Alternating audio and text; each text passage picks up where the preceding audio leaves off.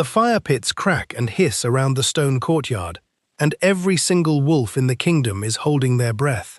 Ilara Ashwood stands in the center of that courtyard, in front of hundreds of eyes, and she does not blink. Alpha Rowan stares down at her, like she is something he scraped off his boot. His voice booms across the crowd, cold and final. I, Rowan of the Blackridge Pack, reject you, Ilara Ashwood, as my mate. The words hit the air like a slap. Somewhere in the crowd, a woman gasps. A child starts to cry. Everyone is waiting for Ilara to fall apart. They came here for that. They want to watch her crumble, watch her beg him to take it back. She doesn't. Her hands move slowly to her wrist. She unclasps the lunar bracelet, the one he gave her under a full moon 2 years ago, back when he whispered promises against her hair and told her she was the only thing that made him feel human. She remembers his hand shaking that night. She remembers believing him. She places the bracelet in his open palm. She looks him dead in the eyes, and she smiles.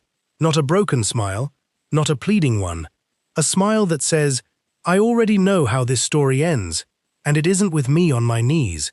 Then she turns, and she walks away. The silence that follows is louder than any scream could ever be. Rowan stands frozen, bracelet burning in his hand, and something in his chest twists in a way he does not expect. He wanted tears. He wanted her broken. Instead, she just gave him nothing at all, and somehow that nothing feels like losing.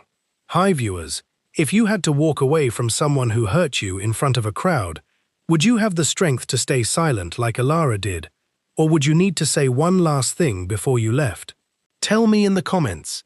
Ilara doesn't look back once. Not at the fire pits, not at the whispers chasing her through the crowd, not at the man she used to love. She walks straight past the gates of Blackridge territory, with nothing but a small bag over her shoulder and a decision already made. She is never coming back here again, and somewhere far beyond those gates, in a kingdom she has never set foot in, a king who does not believe in mates is about to hear her name for the very first time. The crowd doesn't move for a long moment after Ilara disappears past the gates. Rowan is still holding the bracelet. His knuckles have gone white around it. He expected screaming. He expected her knees to buckle, her voice to crack, her pride to shatter into something he could step on. That was the whole point of doing this in front of everyone. He wanted the pack to watch him win. Instead, the pack watched him lose, and he can feel it in the way their eyes have shifted from her to him. She just walked away. Someone mutters behind him, not asking permission, not needing an answer. Rowan's jaw tightens. He tells himself he feels nothing. He tells himself this was a mercy, that she was never strong enough to stand beside an alpha like him anyway. But his hand won't stop shaking around that bracelet. Celine appears at his side almost instantly, sliding her arm through his, like she's been waiting for this exact moment for months. You did the right thing, she says softly, though her eyes are already counting the days until his position is hers to take. Rowan says nothing. Somewhere past the gates, Ilara Ashwood is already gone, and the silence she left behind is going to follow him for a lot longer than one night. He just doesn't know that yet. 3 months later, in a kingdom that has never heard the name Blackridge, Ilara kneels beside a cot in a healing tent, pressing a cloth soaked in yarrow against a boy's fevered forehead. Her hands are steady. They are always steady now. She works from sunrise until her fingers ache, wrapping wounds, boiling herbs, sitting with wolves who have nobody else. She never asks for thanks. She never asks for anything. Word starts to spread anyway. The healer who doesn't turn anyone away. The woman who fixed the blacksmith's shattered leg when 3 other healers said it couldn't be saved. King Kaelan Draven hears her name before he ever sees her face. He is not a man who believes in mates, or fate, or any of the old stories his pack still whispers about around fires. He believes in strength, in loyalty earned, in wolves who don't need saving. So when his second tells him about the healer everyone in the lower villages is talking about, he almost dismisses it. Almost. Something about the way people describe her stops him. Not her face, not her beauty. It's the way they say she never once asked for help herself. even when her own hands were raw and bleeding from overwork. He finds himself standing outside her tent 2 days later, uninvited, telling himself he's only there to inspect the healing grounds for his soldiers. He is lying to himself, and some small part of him already knows it. Elara doesn't look up when the tent flap opens. "If you're bleeding, sit down. If you're not, get out of my light." Kaelan stops mid-step. Nobody speaks to him like that. Not his generals, not his council, not a single soul in his own territory. "I'm the king," he says, mostly to see what she'll do with that information. "Then you should know how to sit still," she says, still not looking up. Kings bleed just like everyone else. Behind him, one of his guards makes a sound that is definitely a laugh he's trying to swallow. Kaelan sits. He tells himself it's because one of his men actually is injured, waiting for stitches on a gash along his forearm, and he simply wants to observe her work. That's all this is. But his eyes keep drifting to her hands, the careful way she threads the needle, the bruise on her own wrist, fading yellow-green, that she clearly didn't get from healing anyone. "Who did that?" he asks, before he can stop himself. Elara finally looks up. Something flickers behind her eyes, gone as fast as it came. Nobody who matters anymore. Kaelan doesn't push, but the protective growl building low in his chest is not something he asked for, and it does not go away for the rest of the night. The attack comes without warning, the way they always do. Rogue wolves tear through the eastern tree line just after dusk, and the healing camp turns to chaos in seconds. Screaming, snarling, the smell of blood thick in the cold air. Kaelan moves before he even thinks, shifting mid-stride, throwing himself between the rogues and the tents. Elara doesn't run. She grabs a blade from the supply table and puts herself between a wounded child and a rogue twice her size. And when it lunges, she doesn't scream. She moves exactly the way she moves when she's threading a needle. Steady, precise, fearless, in a way that has nothing to do with strength and everything to do with refusing to be afraid. Kaelan reaches her half a second later, tearing the rogue away before its claws find her skin, but not before one gets close enough to open a gash along his shoulder. The fight ends fast after that. It always does when the king is the one fighting. Later, in the quiet after, Elara kneels behind him in the low firelight, cleaning the wound along his shoulder blade. Her fingers press against his skin, careful, steady, and neither of them says a word. His breathing changes, hers does too. Neither one moves away. The space between them shrinks to almost nothing. Close enough that she can feel the heat coming off his skin. Close enough that he can hear the small catch in her breath when her fingers brush the edge of the wound. No one kisses anyone, but something has already shifted between them, and there is no walking it back now. I need you to picture this moment with me, because I still get chills every time I tell it. Back in Blackridge territory, Rowan is standing in his own hall, listening to a traveling merchant talk about a healer 3 kingdoms over, a woman who saved a dying blacksmith, a woman everyone calls a miracle worker, a woman with steady hands and a sharper tongue. He doesn't need anyone to say her name. He already knows. His grip tightens around his cup until his knuckles turn white. She was supposed to fall apart without him. That was the whole plan. That was supposed to be the ending.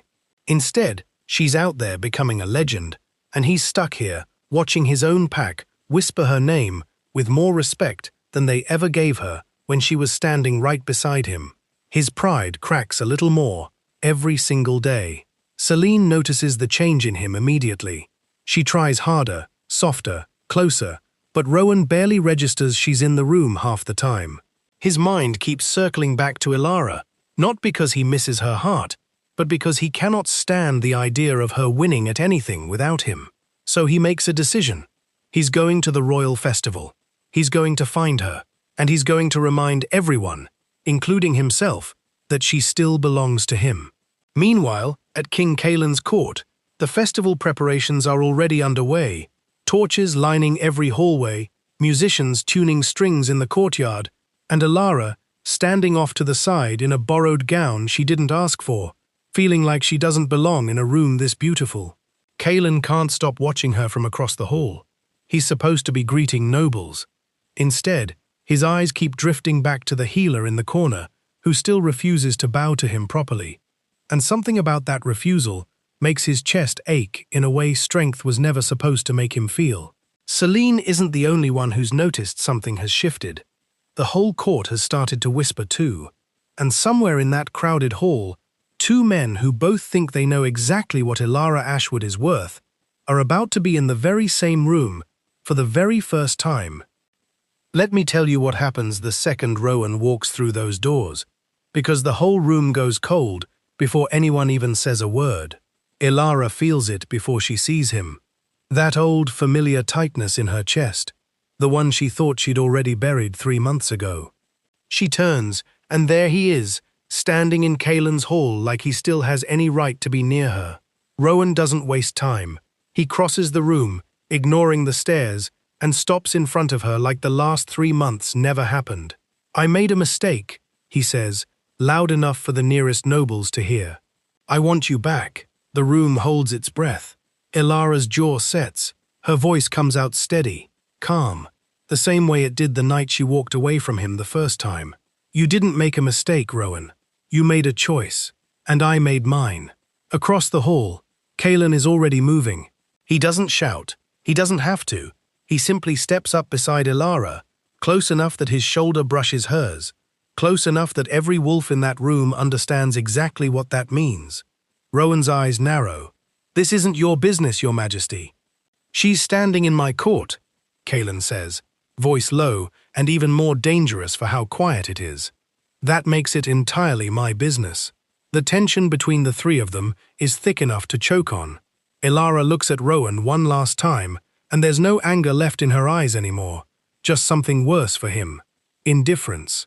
She turns and walks away from him again, for the second time in her life, and this time, the whole kingdom is watching her do it. I wish I could tell you the danger ended there. It didn't. 3 nights after the festival, an assassin slips through the palace walls during the deep hours when the guards change shifts, and he isn't after gold or secrets. He's after Kaelin. Elara is the one who spots the blade catching torchlight in the hallway shadows, half a second before it would have found the king's back. She doesn't think. She just moves, shoving Kaelin sideways with everything she has. The blade that was meant for his heart tears across her side instead. Kaelin's whole world stops. He catches her before she hits the ground, his hands shaking for the first time anyone has ever seen, and the sound that comes out of him isn't a king's voice anymore. It's something raw, something broken open. He doesn't let a single guard touch her. He carries her himself, straight to the healing wing, snapping orders that make grown warriors flinch, refusing to leave her side for even 1 second while the healers work. Elara drifts in and out, pain burning through her side, but through the haze, she can feel his hand wrapped around hers, gripping like he's the one trying to survive. "You don't get to do that," he whispers against her knuckles. "You don't get to almost die for me and act like it's nothing." Her eyes flutter open just enough to meet his. "Would you have rather I let that blade find you instead?" Kaelin doesn't answer.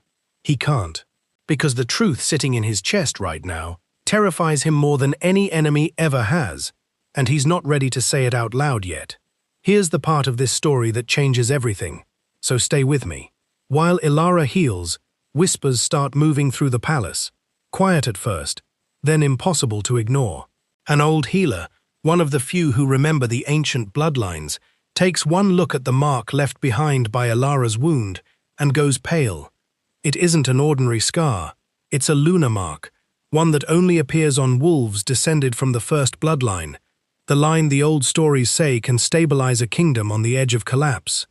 Kaelin stands frozen when he hears it. He always believed the old stories were just that, stories, until the woman lying in his healing wing turns out to be the missing piece his entire kingdom has needed without knowing it. Political enemies who spent months quietly working against him suddenly have a lot more to be afraid of, and it doesn't take long for Rowan to hear the news too. He sees an opportunity, a way to reclaim power he lost the night Elara walked away from him, and he aligns himself with the very enemies working against Kaelin's throne. The final battle comes fast and violent, steel and fur clashing beneath a skylit orange with fire. Elara refuses to stay behind. She fights beside Kaelin, using her mind as much as her strength, calling out enemy movements before they happen, healing wounded soldiers mid-battle without ever slowing down.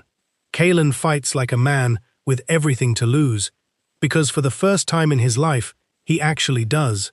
When Rowan finally falls, defeated, stripped of every ounce of power he thought he had, Elara doesn't feel triumph. She just feels done. Done with him. Done with the past. Ready, finally, for whatever comes next. And here is the moment I've been waiting to tell you about this whole time. Weeks after the battle, the kingdom finally quiet, Kaelin finds Elara exactly where he always finds her, elbow deep in bandages, healing someone who needed her more than she needed rest. He doesn't say a word at first. He just kneels in front of her, right there on the healing room floor, in front of anyone who happens to be watching. "You were never meant to beg for anyone's love," he says quietly, "and I'm going to spend the rest of my life making sure you never have to." Elara's hands go still. For the first time since the night she walked away from Rowan, her eyes fill with tears she doesn't bother hiding. Kaelin isn't kneeling because she's weak. He's kneeling because she is the strongest person he has ever known, and he wants the whole kingdom to see exactly who he's choosing.